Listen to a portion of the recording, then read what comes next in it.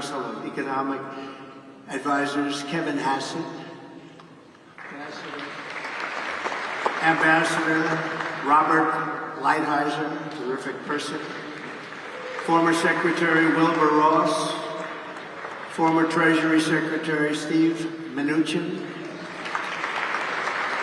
former SEC Chairman Jay Clayton, Ambassador Woody Johnson, Senior Advisor Stephen Miller, my friends and respected business leaders all, John Paulson, Jamie Dimon, Steve Witkoff, Steve Schwarzman, Scott Bassett, Jeff Sprecher, Richard Kurtz, former head of the World Bank, David Malpass, and the two co-chairs of my presidential transition team that are being inundated with phone calls and requests, Linda McMahon and Howard Lutnick. Thank you. As we gather today, we have an economic disaster on our hands. We have an economy in crisis, a failing nation, a nation in serious decline, under the radical policies of my former opponent, Joe Biden, and my new opponent, Kamala Harris. 1.3 million workers have become unemployed in the past 12 months. I don't know if anybody knows that. The typical American family has lost over $28,000 due to rampant and record-setting inflation. Credit card debt has reached the highest in history, with more than 1 in 3 Americans reporting they have maxed out their credit cards. They've maxed out. Families now need to earn an estimated $110,000 a year to afford a typical home, meaning 65% of households are locked out of buying just an ordinary house. Gasoline prices, grocery prices, electricity prices, mortgage rates, and virtually everything else are up 30 to 100% since I left office. 8.4 million Americans are now working second jobs, the highest in more than 30 years. The real wages of African American workers are down by over 6%, a short period of time. The real incomes from Hispanic men are down 6.6%, or $3,600 per year, and on top of that, African Americans and Hispanic American jobs are under massive threat from the invasion taking place at our border. They're taking the jobs of Hispanic Americans, African Americans, and nobody talks about it, but I won't let it happen. Yet after presiding over the border, the worst in history for any country, there's never been a border like this, 21 million people, we project. This total economic catastrophe, the borders are, Kamala Harris has now been slotted in by the Democrats to be reelected. She wants 4 more years to enforce a radical left agenda that poses a fundamental threat to the prosperity of every American family and America itself. And we're talking about America itself.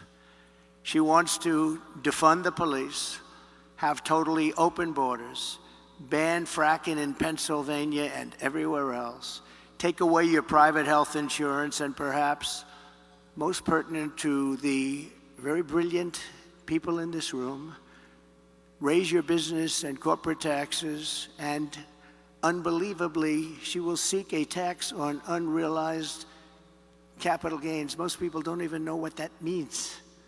What does it mean? She has been after all of this for years, and as everyone knows, she is a Marxist who destroyed almost single-handedly San Francisco, and when she was the AG, California itself, not the same place. People are leaving. They're fleeing like they are in New York. She'll seek out and she will try and get those things if she's elected, and she may very well succeed. in getting them. She recently said her values have not changed, and these have really been her values for her entire career. Her values haven't changed. That's what she wants. So she told the truth. We're not going to let this happen. Communism is the past, freedom is the future, and it is time to send Comrade Kamala Harris back home to California, where crime is rampant and fleeing is the #1 occupation. I'm here today to lay out my plan to rescue our country from this nightmare and to bring back to its citizens the American dream, bigger, better, and stronger than ever before. 8 years ago, I came before you as a candidate for president and shared my vision to end the stagnation and return to rapid growth. That's what we did. As president, I am very proud to say that we accomplished something that nobody thought that was even possible. Before the pandemic, real median household income rose by $7,684. And even after the pandemic, annual incomes were up $6,400. The average American household saw a $197,000 increase in real net worth in 48 months. For the bottom 50% of households, average wealth more than doubled, increasing by 121%. Lowest income people benefited the most. After 12 years of decline, we added nearly 7 million new homeowners. Never happened before. And in 3 years, we created 7 million new jobs, 260% more than projected when I took office. When I took office, they said you couldn't hit those projections, and we were 260% higher than what we said we could do. From the day I won to the day I left, the S&P 500 increased by 80%, and we did it all with virtually no inflation. We had virtually no inflation. Think of that. Who could believe that?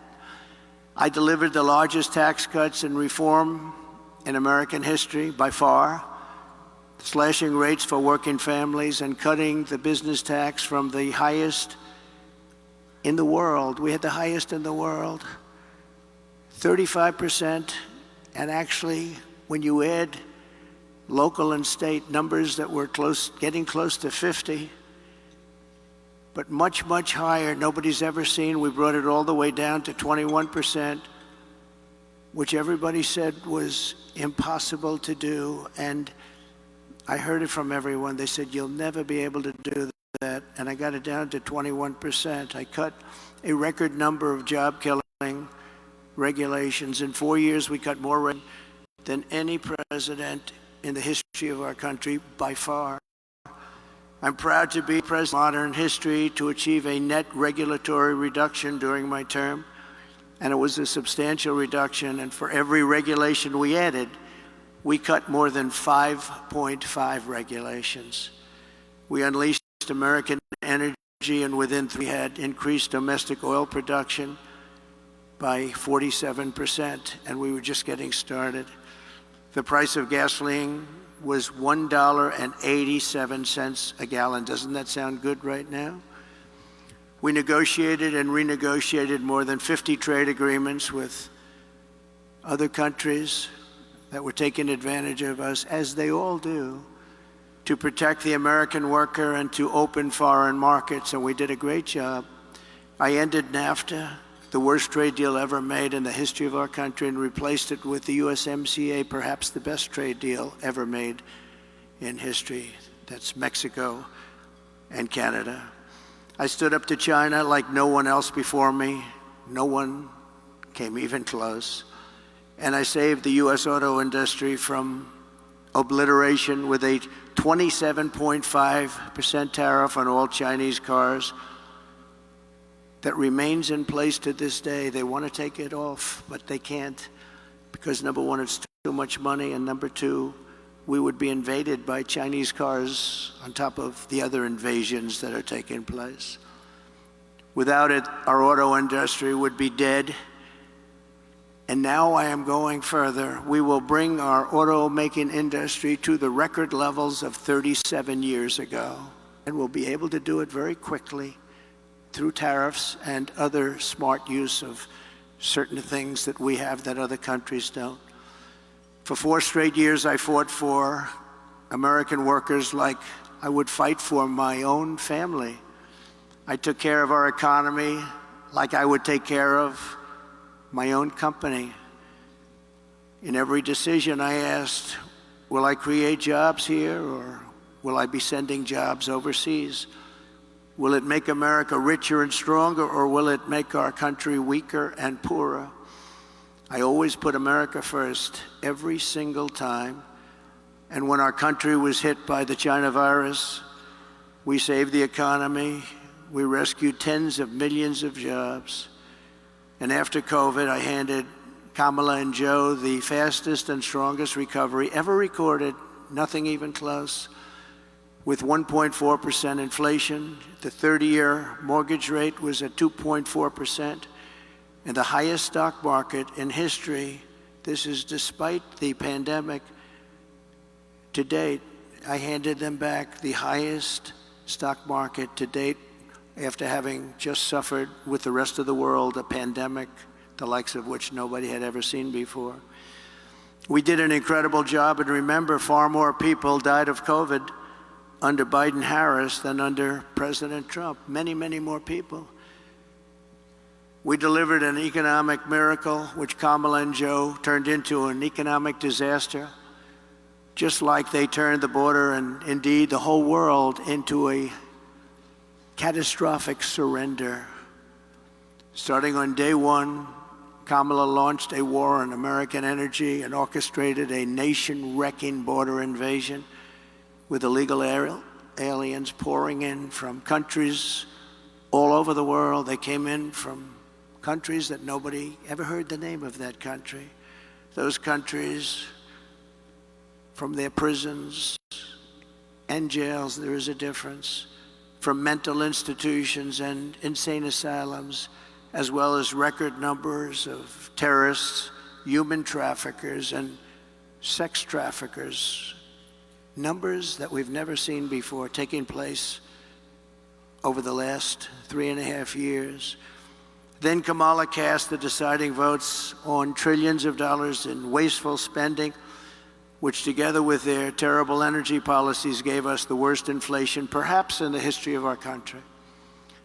Nearly 2/3 of the jobs created under the Harris-Biden administration were bounce-back jobs. Bounce back. They were bounce-back jobs that I handed them from before the pandemic. This happens with pandemics. You have bounce-back jobs. The pandemic comes and it goes, and those people go back to their jobs. And just last week, Joe Biden admitted that on social media. I don't know if he knew what he admitted, but that's what it said. I wonder who drew it. Perhaps that person is no longer employed by the Democrats. But right now, it's even worse than that. Under Kamala Harris's policies, 3 million workers are now missing from the job force compared to 2020. 3 million workers, that's a lot. Over 500,000 fewer people have full-time jobs today than just 1 year ago, and 100% of the net job creation in the past year has gone to illegal migrants. Think of that. 100% of the jobs created under this administration has gone to illegal migrants that came into our country. Joe Biden and Kamala Harris formed the worst presidency and vice presidency by far in the history of our country. This election will decide whether we reward Kamala Harris with re-election and 4 more years of crime, economic calamity, and international humiliation, or whether we change that direction and once again build the greatest economy in the history of the world, which we had during the Trump administration. Kamala Harris is the first major party nominee in American history who fundamentally rejects freedom and embraces Marxism, communism, and fascism. You're learning about this, you'll find out nobody knew who she was. Just a few months ago, they didn't know who she was. She is promising communist price controls, wealth confiscation, energy annihilation, reparations, the largest tax increase ever imposed, and mass amnesty and citizenship for tens of millions of migrants who will consume trillions of dollars in federal benefits and destroy Social Security and Medicare. They will be destroyed. They're already putting them into your Social Security and Medicare rolls. I am promising low taxes, low regulations, low energy costs, low interest rates, secure borders, low crime, and surging incomes for citizens of every race, religion, color, and creed. My plan will rapidly defeat inflation, quickly bring down prices, and reignite explosive economic growth. Kamala Harris will take more money out of American pockets. My plan will leave the typical family with many thousands of dollars more than they have right now. First, I will end Kamala Harris's anti-energy crusade and implement a policy of energy abundance, energy independence, and even energy dominance. We have more liquid gold under our feet than any other country, including Russia and Saudi Arabia. We'll be using it. My plan will cut energy prices in half or more than that within 12 months of taking office. It will be an economic revival of our country like no one has ever seen before. Energy was what caused our problem initially. Energy is going to bring us back. That means we're going down and getting gasoline below $2 a gallon, bring down the price of everything from electricity rates to groceries, airfares, and housing costs. That's why OPEC and the Arab nations, and we're very honored to have some of my friends here with us today from that part of the world, but they're working very hard despite being here, that I not be your president. They don't like me. Meanwhile, Kamala Harris can't bring down the price of anything because her energy policies are driving up the cost of everything. Everything is up, way up. Starting on day one, Harris and Biden opened up the Russian pipeline called Nord Stream 2, which nobody have ever heard of until I got involved and said, what about Nord Stream 2? And nobody knew what I was talking about. Largest pipeline in the world, Russian pipeline. But I had it closed. It was shut down. Putin was not happy. We shut it down. They came along, and the Keystone XL pipeline was shut down by them. So they shut down the Keystone, and they immediately gave Russia the right to start rebuilding the Nord Stream 2, the biggest pipeline you've ever seen. We re-entered the horribly unfair to the United States through them when they came back. Paris Climate Accord, so unfair to us. We pay trillions of dollars. Other countries pay nothing.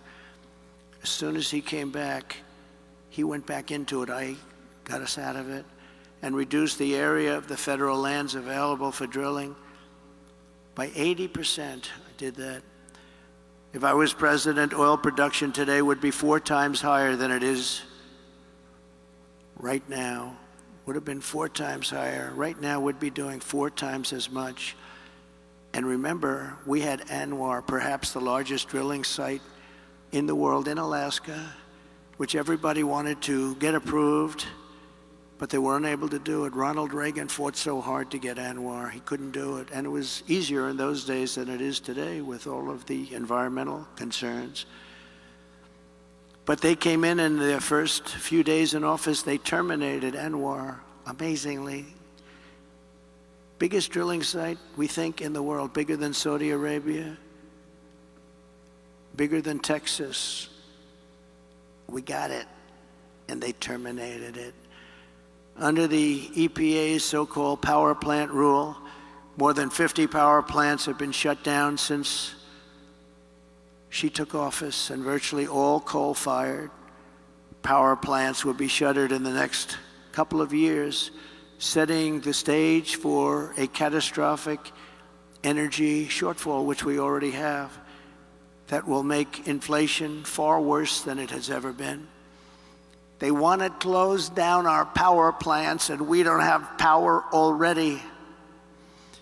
To address this dire energy crisis that Kamala and Joe have created, I will immediately issue a national emergency declaration to achieve massive increase in domestic energy supply.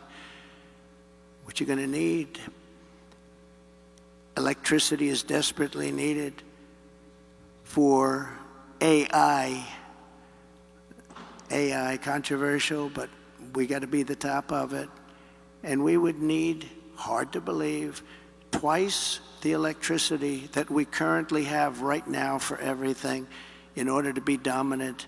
And China is already building massive electricity producing plants. We haven't even thought about it. We will think about it, and I'll get it done on an emergency basis. So we'll be the leader in AI and every other form of technology. With these sweeping authorities, we will blast through every bureaucratic hurdle to issue rapid approvals for new drilling, new pipelines, new refineries, new power plants, new electric plants, and reactors of all types. Prices will fall immediately in anticipation of this tremendous supply that we can create rather quickly. And we'll be the leader instead of the laggard. Second, to further defeat inflation, my plan will terminate the Green New Deal, which I call the Green New Scam. Greatest scam in history, probably. A $10 trillion scam that we waste. We throw, like throwing money right out the window. It actually sets us back as opposed to moves us forward. And rescind all unspent funds under the misnamed Inflation Reduction Act, which the Democrats agreed after it was approved that it wasn't for that purpose, it was for other purposes like giveaways. Kamala spent $7.5 billion to build 8 charging stations. Think of a charging station like a fuel pump with electricity coming out of it. 8 charging stations in the Midwest for electric vehicles cost billions and billions of dollars. 7.5 billion, they think, but the costs are still going, and 3 of them don't work and never will, probably. Other than that, it's worked out quite well. I will end the electric vehicle mandate, stop the appalling waste, and save taxpayers an estimated $1 trillion. Third, I will launch a historic campaign to liberate our economy from crippling regulation. My first term, I pledged to cut 2 old regulations for every 1 new regulation, and we did much better than that, as I've said. Yet over the past 4 years, Kamala has added $6,300 a year in regulatory costs onto the backs of the typical American family. Think of that. To stop this onslaught and lower prices, I'm pledging today that in my second term, we will eliminate a minimum of 10 old regulations for every 1 new regulation. We'll be able to do that quite easily, actually. And instead of attacking industries of the future, we will embrace them, including making America the world capital for crypto and Bitcoin.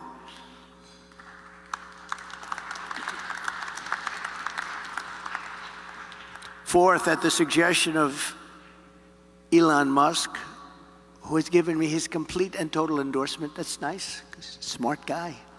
He knows what he's doing. He knows what he's doing. It's very, very much appreciated.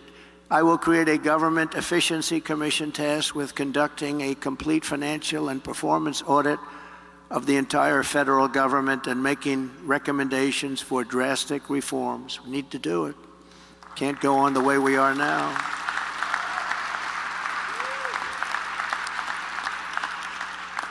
And Elon, because he's not very busy, has agreed to head that task force. Be interesting. If he has the time, That'd be a good one to do it, but he's agreed to do it. In 2022, fraud and improper payments alone cost taxpayers an estimated hundreds of billions of dollars.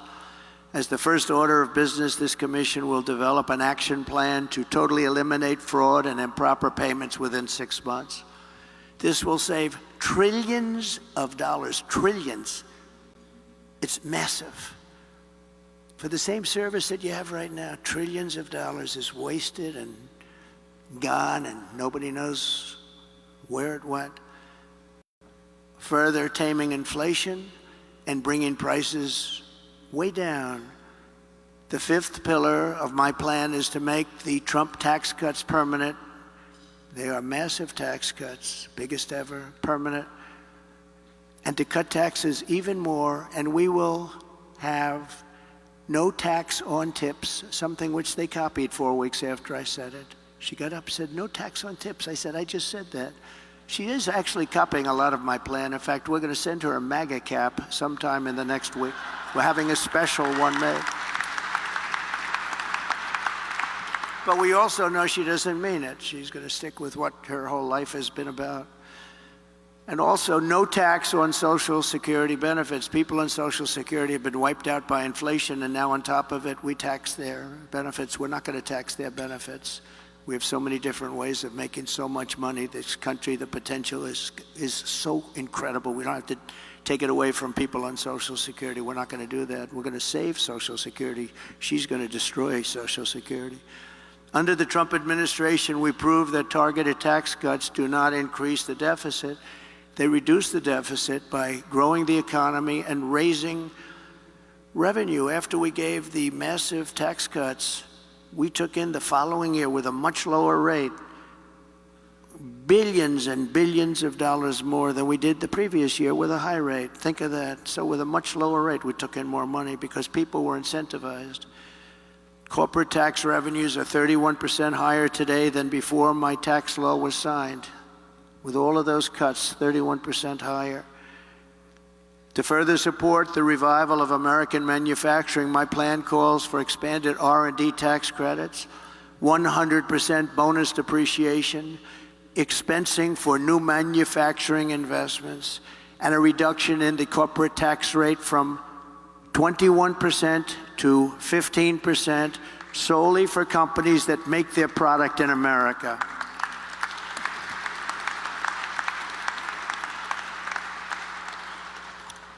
You have to make your product in America.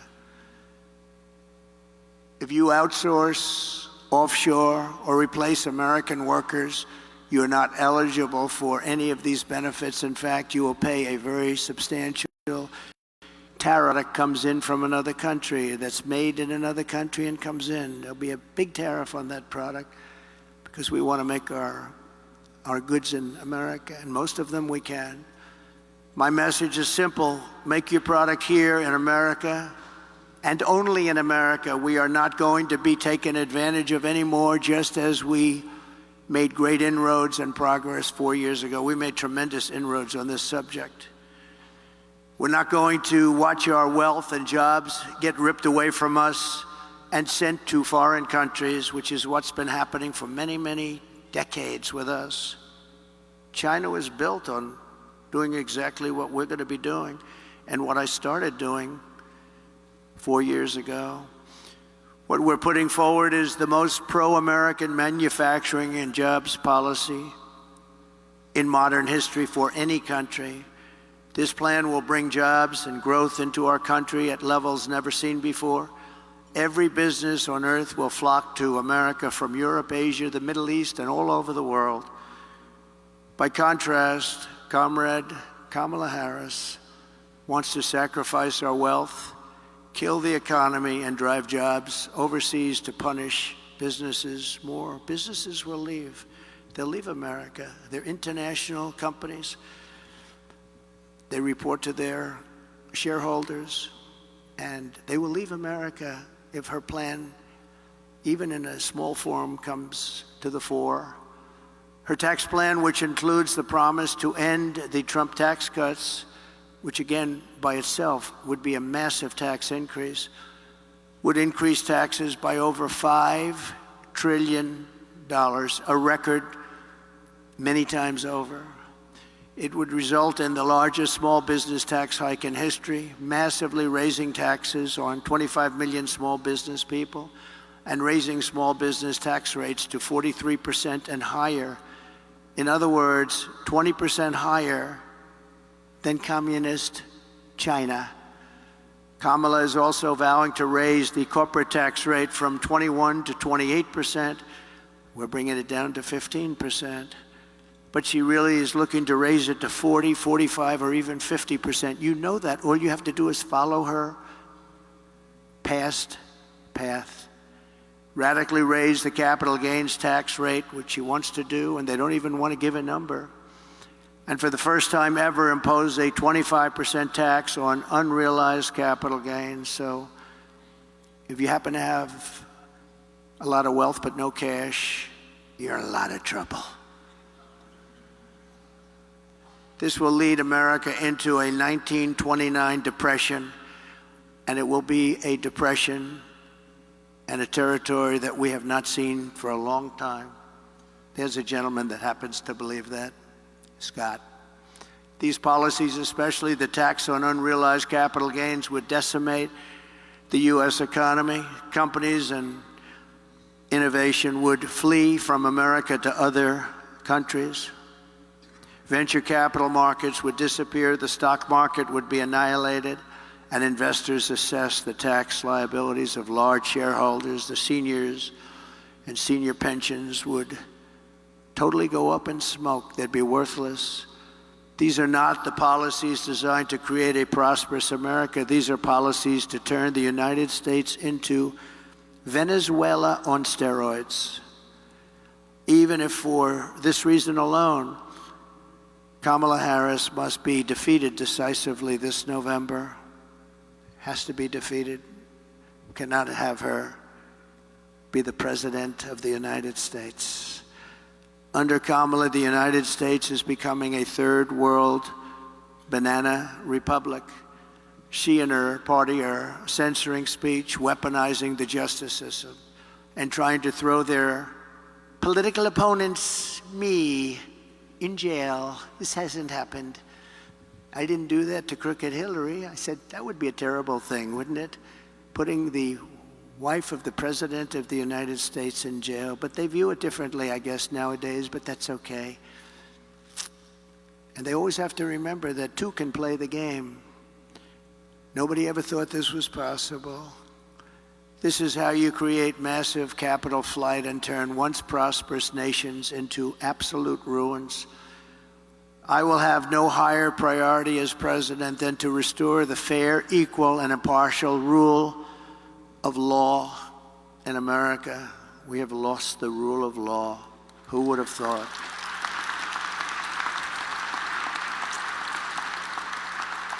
Number 6, under my leadership, America will encourage domestic production instead of punishing it. As you know, our country's vast manufacturing wealth was created at a time with very little domestic taxation, few regulations, and most revenue came from tariffs from other countries. That was when we were at the wealthiest ever, proportionately. We were the wealthiest country ever during those days. That was before income tax came along. Now we foolishly do the opposite. We impose lower tariffs and no tariffs on foreign producers. We have the lowest tariffs of any nation in the world, and we relentlessly punish our own companies for doing business in America. You do business in America, you're punished tremendously. I had many, many companies come to me, sir, I can't compete. They're sending kitchen cabinets, washers and dryers, everything. I can tell you, every motorcycles, they're sending them here, sir. We can't compete. And I made it so they could compete and thrive. Every one of those people, we should get them up and talk to you one day, because every one of those people comes up to me, and every time I see them, they hug me, they kiss me, they love me, because I saved their businesses. I intend to reverse this model and once again turn America into the manufacturing superpower of the world. We can do that just with being intelligent. The key to this effort will be a pro-American trade policy that uses tariffs to encourage production here and bring trillions and trillions of dollars back home. And you know what? We deserve it. We've been helping other countries get rich at our expense. For the last 50 years, we've been pouring our money into other countries, getting nothing for it. We protect them militarily. We do so much for them. We get nothing. My plan is that if you open your factory in Wisconsin, Pennsylvania, Michigan, Minnesota, anywhere else in our country, you don't pay a tariff tax. You don't pay a tax. You're going to make the product here. But if you move your production outside of the United States and send it back here, which people are doing now, and I stopped it cold, but they've changed that already, then you'll have to pay a very substantial tariff to get your product back into the country.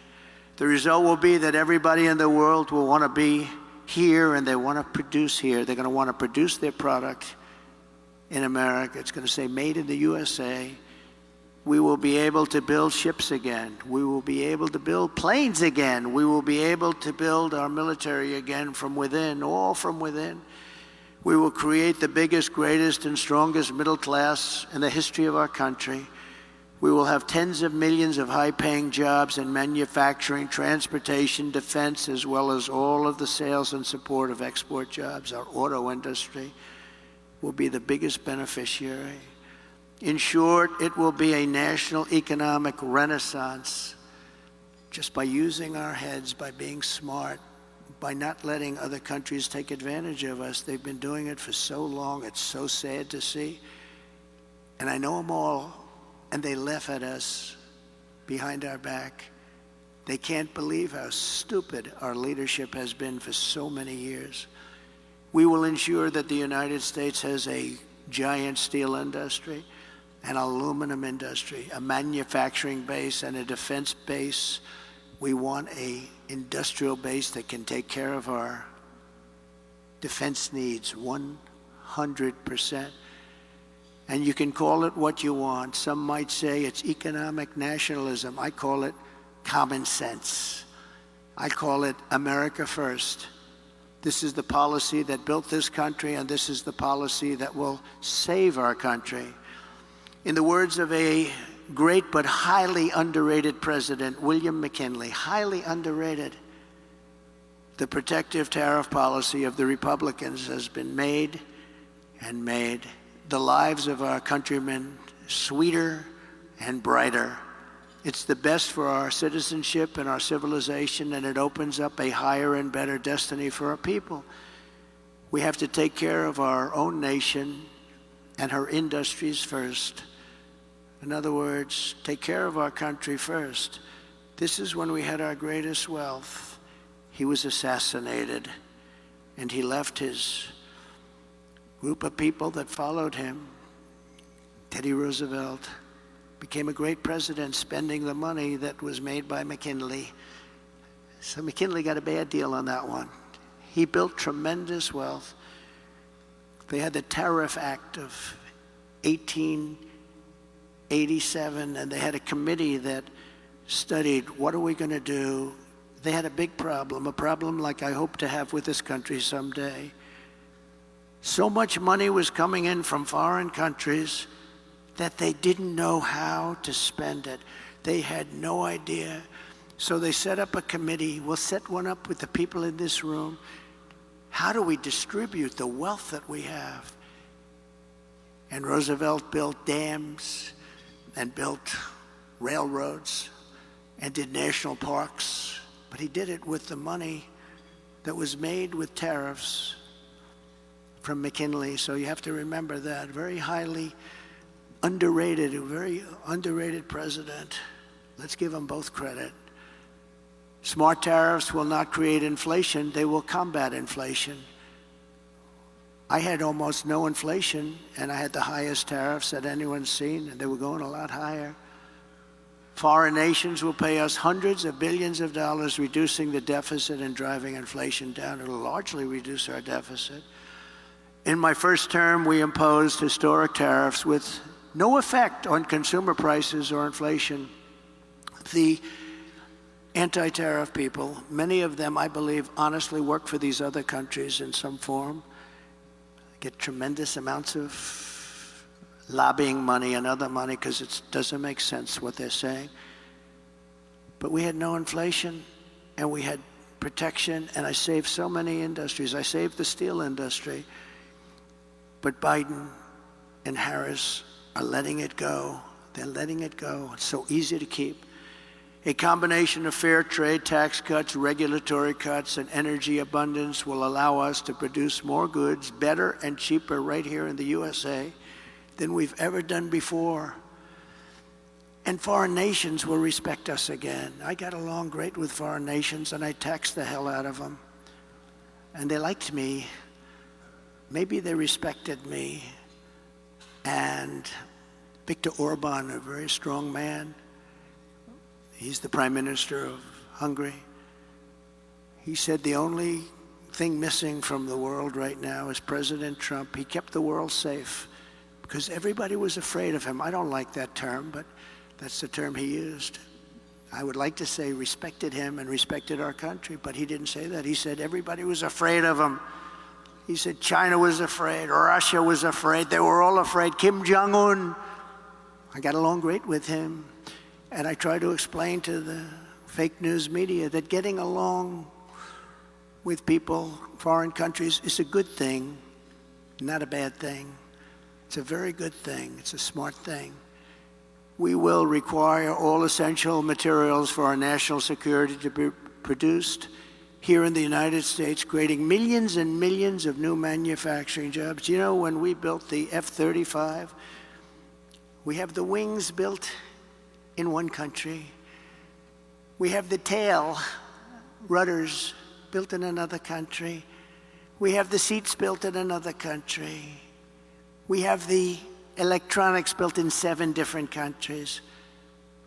What the hell would we do if there's a war? And we'll end up fighting half of those countries, and we don't want to have a war because right now we're closer to World War III than we've ever been in our lives. With Russia, Ukraine, which would have never happened if I was president. With October 7th in Israel, the whole Middle East is blowing up. Would have never happened. They would have never happened. Respectfully, Iran was broke. They had no money for Hamas. They had no money for Hezbollah. It wouldn't have happened. There would be peace in the Middle East, and Iran would be a big beneficiary of that peace. It'd be good. But all of these things that happened, and inflation would have never happened. And Afghanistan would have never happened. The worst withdrawal in history. I believe the most embarrassing moment in the history of our country. In fact, that's what caused President Putin to go into Ukraine. When he looked at how incompetently that was handled, he looked at it and he said, man, they're incompetent. That was the most embarrassing day in the history of the United States of America. Airplanes taking off with many people sitting on the wings of the plane and the side of the plane and the wing, and you see them dropping off the planes at 3,000 feet. They thought it was their trip to freedom. There's never been anything like that, and I think there's no greater embarrassment. By the way, we lost 13 incredible soldiers. I got to know the families very well. Spent a lot of time with them 4 days ago in Arlington Cemetery.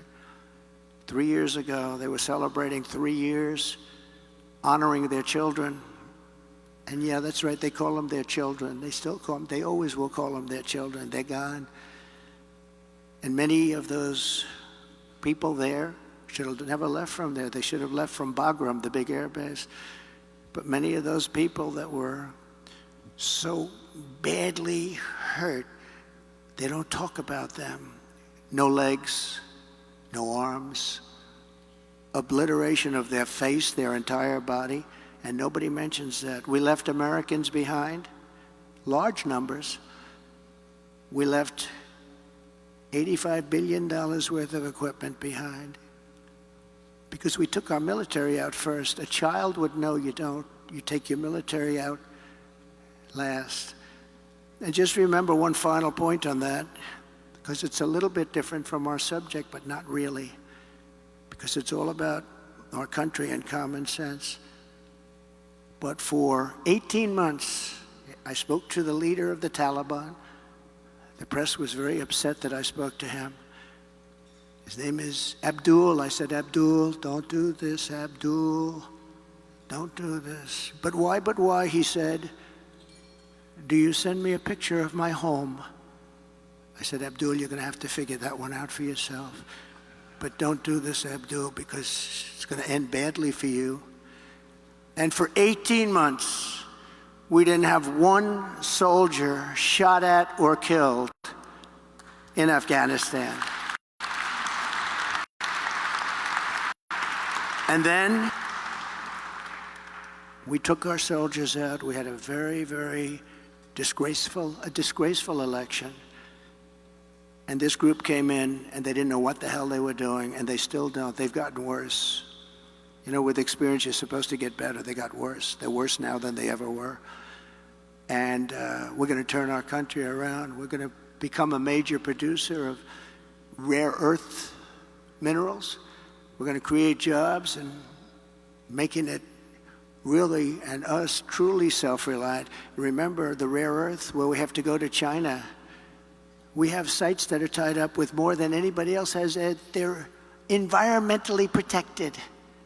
We have sites that are phenomenal, everything you want in terms of rare earth, and we can't use them because of environmental protection. But we're going to end that very quickly as soon as I get to office. We will make housing much more affordable. As inflation is tamed, interest rates will dramatically fall. They'll be down very, very low. We'll get them down. We had them down to 2.4% and even lower than that for a period of time. Reducing mortgage rates is a big factor. We're going to get them back down to, we think, 3%, maybe even lower than that, saving the average home buyer thousands of dollars per year. They can now go out. Young people will be able to buy a home again and be a part of the American dream. We will eliminate regulations that drive up housing costs with the goal of cutting the cost of a new home in half. We think we can do that. The regulations alone cost 30%. Regulation costs 30% of a new home. And we will open up portions of federal land for large-scale housing construction. These zones will be ultra-low tax and ultra-low regulation. One of the great, really small business job creation programs it will be of all time. We're going to open up our country to building homes inexpensively so young people and other people can buy homes. You can't buy them anymore. Millions of Americans will take part in setting these safe and beautiful communities, reviving the frontier spirit, and really, as I said, reviving the American dream. It's about the American dream. It's all about the American dream. We don't talk about American dream with these people in office. They don't want to talk about the American dream because they're the exact opposite. They're the exact opposite.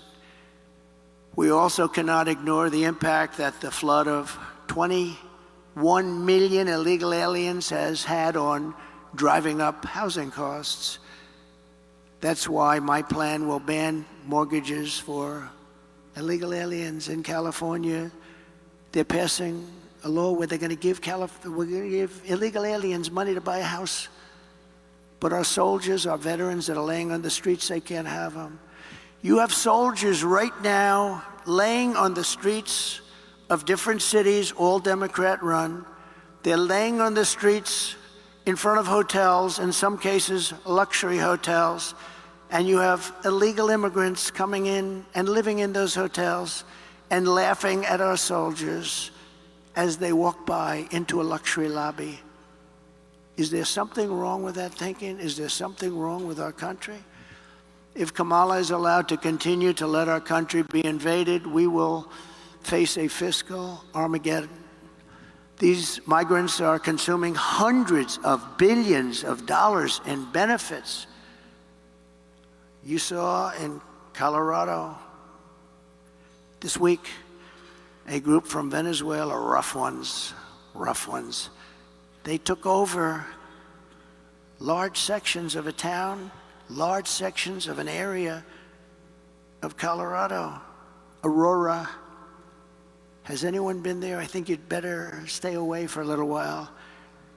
They had AK-47s, the ultimate guns, AK-47s. They can blow lots of people away real fast. And the sheriff didn't want to touch him. Nobody wants to touch him. Sheriff, there's 18 Venezuelans attacking my building. Would you please come over and straighten out the situation? He's got a deputy. You know what they say? Well, no thanks. Let's call in the military. They're taking over. And I said this 4 years ago when I realized they wanted open borders. And it's happened. It's happening now in Chicago. They're taking over sections of Chicago. What's happening in New York and Los Angeles and many other cities is not even describable. They're tough. They're tough and they're smart and they're vicious. Don't forget, they come from the prisons and they're the bad criminals on the streets. Caracas, Venezuela, has almost no crime. Next year, I'm going to suggest that the Economic Club hold its meeting in Caracas because we'll be safer than we are in our country if they win. We'll be far safer. But crime in Venezuela is down 72% because they've taken all of their criminals off the streets. Not all of them. They still have some left, but they're coming in rapidly by bus and by plane. They're coming into our country. And we're dumping them in our country, and they say, if you come back, we will kill you. And they're not going back. We got them. But they're going back if I'm president, I guarantee you that. They're going back fast. And now Kamala wants to give them food stamps, housing assistance, welfare, Medicaid, Medicare, Social Security, and destroy all of those programs. You will destroy those programs. That is why I will ask Congress to pass legislation barring all taxpayer-funded benefits to illegal aliens. And by the way, when you do that, they won't come. They're coming now because they realize they've never seen wealth like this. They're getting things that they could never get. They're coming for that reason. If you stop that, you'll be dropping the flow by 80%. I think that they're coming because they're taken care of. Let's put them in a luxury. Let's put them in the Waldorf Astoria. That's a nice place. I will stop the invasion and send criminal illegal aliens back home. And when we do all of this, we will be so successful. We'll create America's own sovereign wealth fund to invest in great national endeavors for the benefit of all of the American people. Why don't we have a wealth fund? Other countries have wealth funds. We have nothing. We have nothing. We're going to have a sovereign wealth fund, or we can name it something different. I'll talk about it with Mr. Paulson, who's in the audience, and a lot of other friends of mine. And we'll name it something that's appropriate. Perhaps sovereign wealth fund wouldn't be appropriate, but it's going to be the same thing. We'll put tremendous amounts of money through all this money that will be taken in through tariffs and other intelligent things. And we'll have the greatest sovereign wealth fund of them all, and we should have. And that will be used to do things that will be great for our country, including to invest and wisely invest and build it up bigger and stronger and better than any place on earth. We will build extraordinary national development projects and everything from highways to airports and to transportation, infrastructure, all of the future. We'll be able to invest in state-of-the-art manufacturing hubs, advanced defense capabilities, cutting-edge medical research, and help save billions of dollars in preventing disease in the first place. And I'm very honored to have been endorsed last week by Robert F. Kennedy Jr. That was a great endorsement, and he's very much into helping people. He's very much into helping people. I've known him a long time. That was a great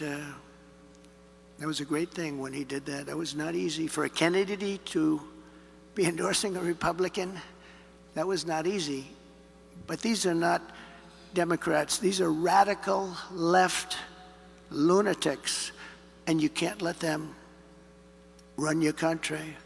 We will invest in new and modern agricultural techniques so we can have safe, healthy, high-quality foods for our families. That's where Bobby is so interested, foods. He says we're putting a lot of bad foods in our body. You look at other countries which do far less, and they're actually much healthier than we are. This wealth fund will return a gigantic profit, which will help pay down national debt. We're going to work on national debt very strongly, by the way. We're going to have so much money coming in. We're going to work on national debt. We're at close to $36 trillion right now. We're going to work on getting it down. And it is many of the people in this room who will be helping to advise and recommend investments for this fund. This is how we will end the era of inflation, mayhem, and misery under Kamala Harris, the worst vice president in the history of our country, and unleash a new era of safety, prosperity, and success for our workers, our families, and our businesses. And I've done it before. We did a great job, and now we really know our job well. I know the smartest, the best people. We have the best people. We have people that, many in this room, they know exactly what we want to do. You know, it's interesting having experience, because I won an election. I went to Washington. I was only in Washington 17 times. I never stayed over. That's according to the fake news, but I think they're right. But I got to know Washington well. And I know the smart ones and the dumb ones. I know the ones that can help make us great and the ones that can only take us into bad territory. I got to know a lot of people, probably as many as anybody at that level. And we have incredible talent, and we're going to be using that talent. We had some incredible talent, much of it sitting up here and sitting down here. They did a great job on trade. Bob Lighthizer, so many other people did such a great job. We rebuilt our military. We rebuilt our entire military, did a great job. We have great generals, not the television generals, not the generals that took us out of Afghanistan in 24 hours and left that horrible situation, but we have great generals. We defeated ISIS. It was supposed to take 5 years. It took me 4 weeks. 4 weeks. Our generals did a great job. We have great people in our military, and our military is not woke. Believe me, you couldn't get these guys to be woke. Some of the guys on top are woke, but those aren't the ones that are great. So we're going to do things that we didn't do even the first time. We had a great presidency. There was an article written the other day that the Trump presidency was a great presidency. With victory on November 5th, which will go down as the most important day in the history of our country, inflation will be gone, our energy will be unleashed, our economy will be set free, our sovereignty will be restored, our citizens will thrive, growth will come roaring back, and America's future will be brighter than ever before. So I want to thank you all. This has been a lovely experience. It was years ago that I was here. We talked about what we were going to do, and we did just about everything we said. And if you'd like, we'll take a few questions, Bob. Great. Thank you very much, Mr. Trump. Thank you.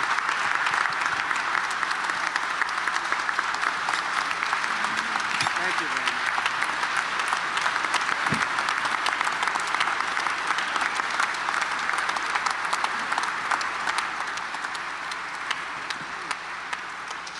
Thank you very much. And we're now moving, as promised, to the question and answer portion of the program.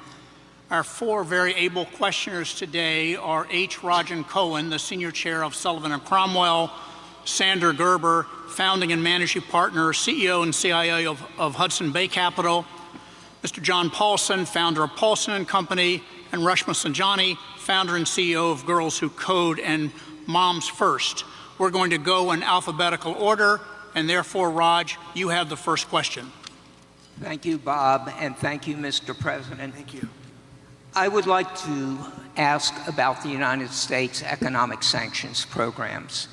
These programs have been used, as you well know, to advance our national security interests, our foreign policy objectives, but they also have economic implications. And the most recent was the program against Russia in response to their invasion of Ukraine, where for once we got the support of all our allies. So my specific question is, would you strengthen or modify any of these economic sanctions programs, particularly Russia, including the pipeline you mentioned? Well, it's a great question. The problem with what we have with sanctions, and I was a user of sanctions, but I'd put them on and take them off as quickly as possible because ultimately it kills your dollar and it kills everything the dollar represents, and we have to continue to have that be the world currency. I think it's important. I think it would be losing a war. If we lost the dollar as the world currency, I think that would be the equivalent of losing a war. That would make us a third world country, and we can't let it happen. So I use sanctions very powerfully against countries that deserve it, and then I take them off. Because look, you're losing Iran, you're losing Russia. China is out there trying to get their currency to be the dominant currency, as you know better than anybody. All of these things are happening. You're losing so many countries because there's so much conflict with all of these countries that you're going to lose that, and we can't lose that. So I want to use sanctions as little as possible. One of the things that we have with tariffs is that I'll say to them, you don't honor the dollar as your world currency. Is that right? You're not going to do it? No, we're not. I said, that's okay. I'm going to put tariffs all over your product. And they're going to say, sir, we'd love to honor the dollar as the world currency. You know, tariffs, in addition to monetary and the money that we'll take in, which will be bigger than you've ever seen in this country before, gives you tremendous political power for something like that, as an example. I stopped wars with the threat of tariffs. I stopped wars with two countries that mattered a lot. A lot of people would have been killed. And I threatened tariffs coming into the United States if they don't make peace. And we made a lot of, we didn't have conflicts like you have right now. We had very intelligent people. But the biggest threat you have is you lose that currency, and we have lost something that you'll never get back. And we can keep it if we're smart, but they use it too much, and then they just forget about it. And these countries like Russia, it's going out now and doing its own thing, and you know, they're going out bragging about how they don't need us anymore, et cetera, et cetera. The sad part about Russia is that Ukraine would have never happened if I was president, so we wouldn't really have to be talking about sanctions. But it did happen. And one of the things I'm going to do, a little bit relevant to your question, is if we win, I believe I can settle that war while I'm president-elect. Before I ever get into office, I can get that war settled and get that war stopped, because it's a horrible, horrible war. And far more people are killed in Ukraine, far more people than you're realizing. They'll knock down this massive building, amazing, the size of these buildings, they'll knock it down. They'll say nobody was injured. No, a lot of people were killed. The real numbers are far greater than what people are looking at. So I think it's a very important thing. Sanctions have to be used very judiciously, and you can win. We have things much more powerful, actually, than sanctions. We have trade, but we cannot lose our dollar standard. Very important. Thank you very much. Great. Sander? Thank you, Mr. President, for all the details on your economic policy. As you alluded to, tariffs are the other side of sanctions. And given that China is our major trading partner with our largest imbalance and possibly our chief national security threat to the United States, how can we better institutionalize trade policy and national security policy to be coordinated? So I had a great relationship with President Xi of China, really very close relationship. Now look, he likes China, I like us, so. But I don't want to sound foolish. He was my dear, dear friend. He's a tough guy. He's a fierce person. I say very smart. You know, when you say he's smart, the fake news goes crazy. He said President Xi is smart. And I say, yeah, well, he controls 1.4 billion people with an iron fist. He's smart. But we had a very good relationship with China until COVID.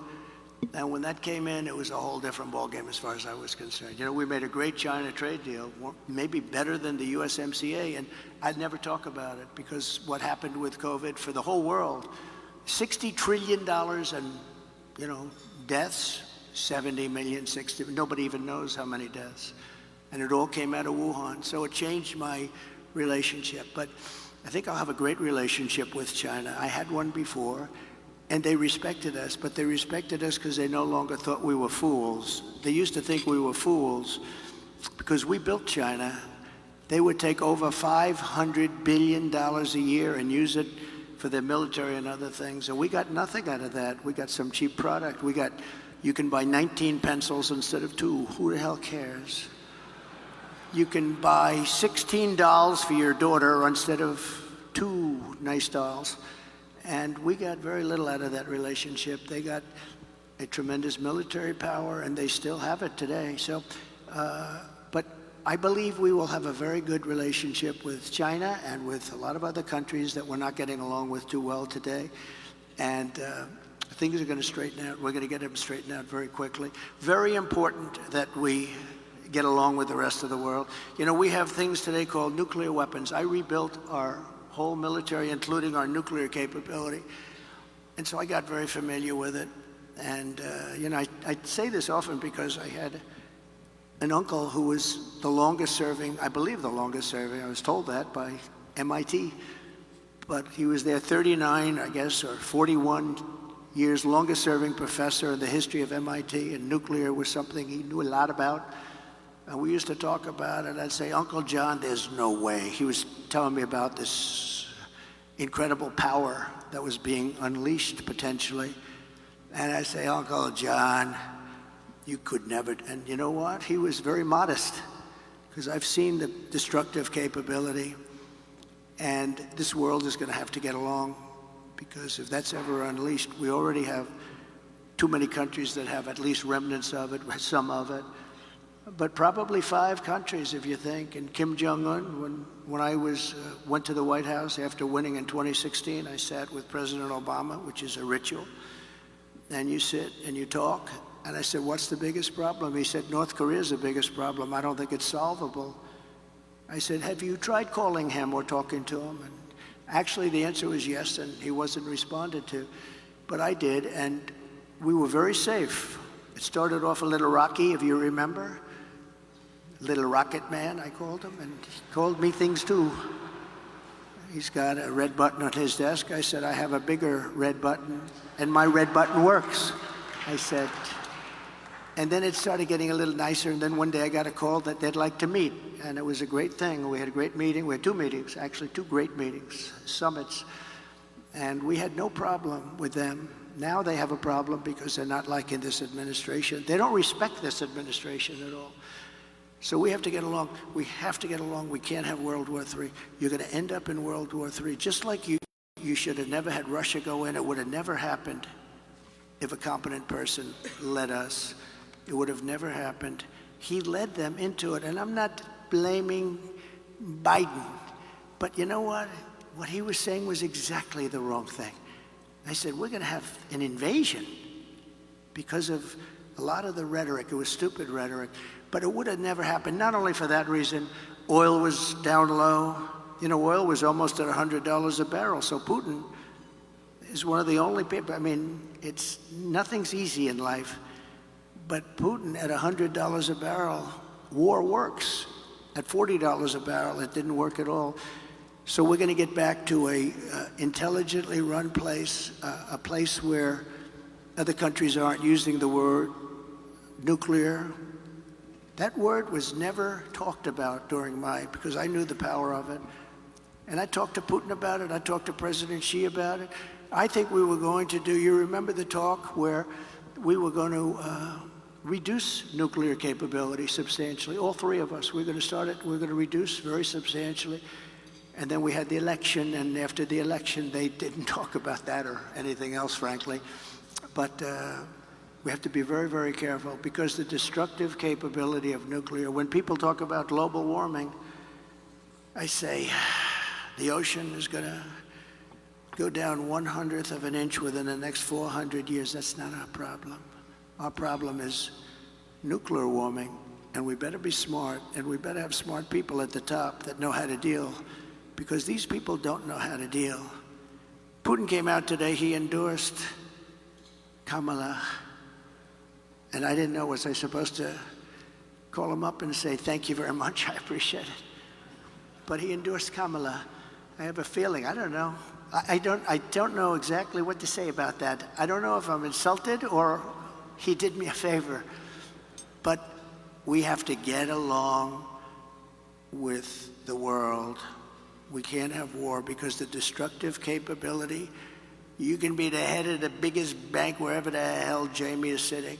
You can be the head of the biggest bank in the world, and a couple of nukes and your bank doesn't mean a thing. You gotta get along. This is such an important job. It's a dangerous job too.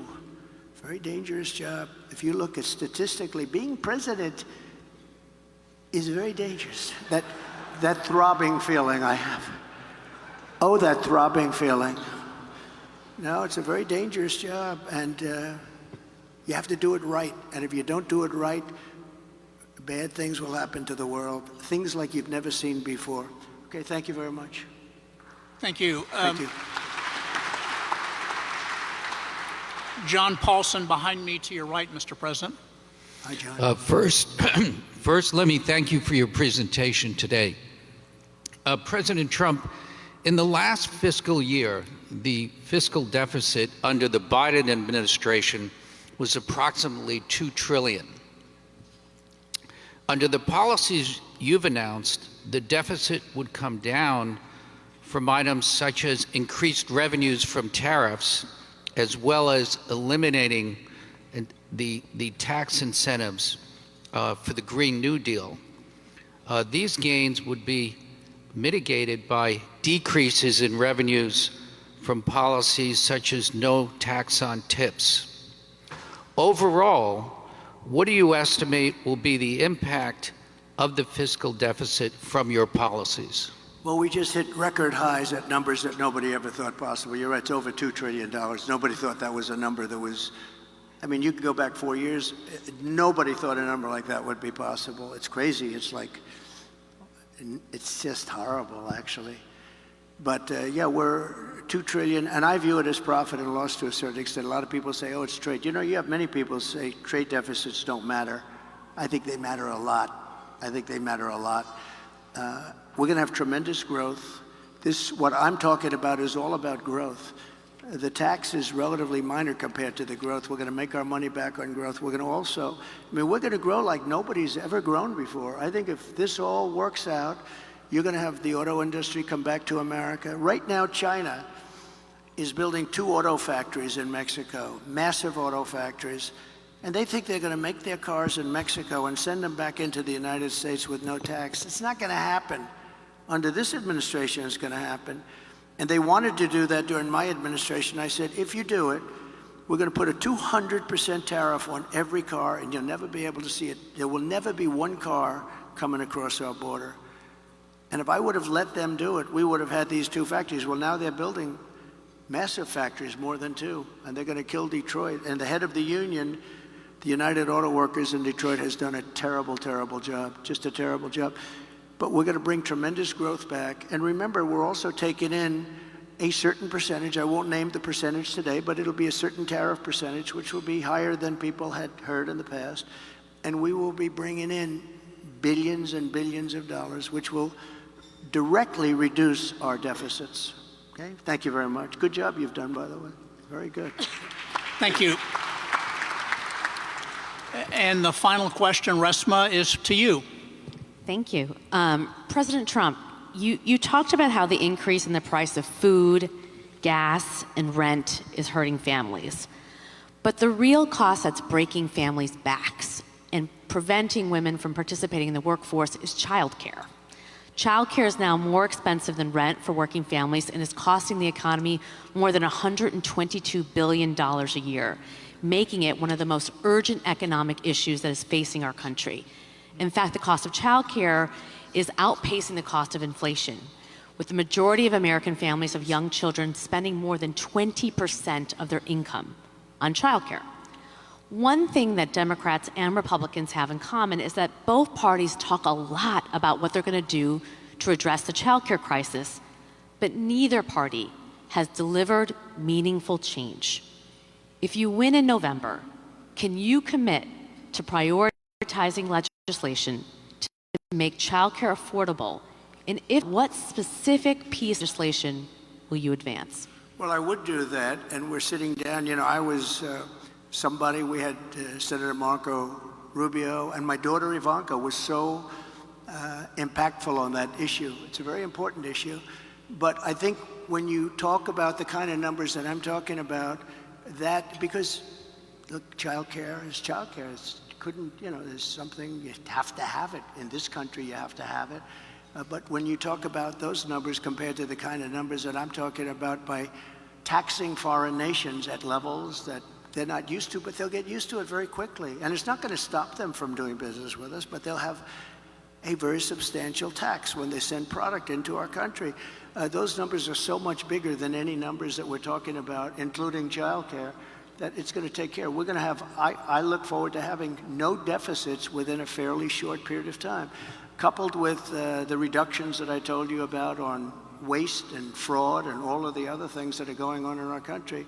Because I have to stay with childcare. I want to stay with childcare, but those numbers are small relative to the kind of economic numbers that I'm talking about, including growth, but growth also headed up by what the plan is that I just told you about. We're going to be getting in trillions of dollars, and as much as child care is talked about as being expensive, it's relatively speaking not very expensive compared to the kind of numbers we'll be taking in. We're going to make this into an incredible country that can afford to take care of its people, and then we'll worry about the rest of the world. Let's help other people.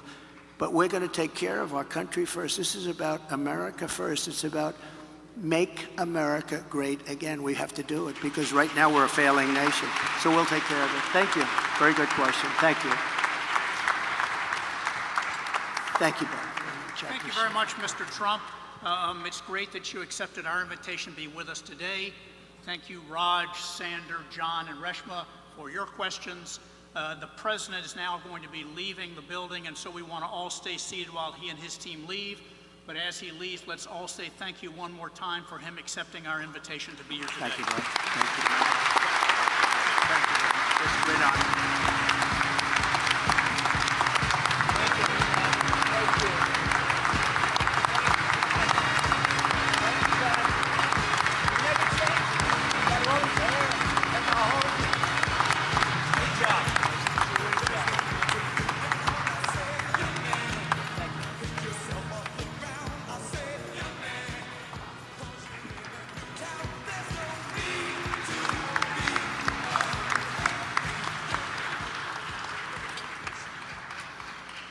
Thank you all also to all our guests and members who are here today. Please be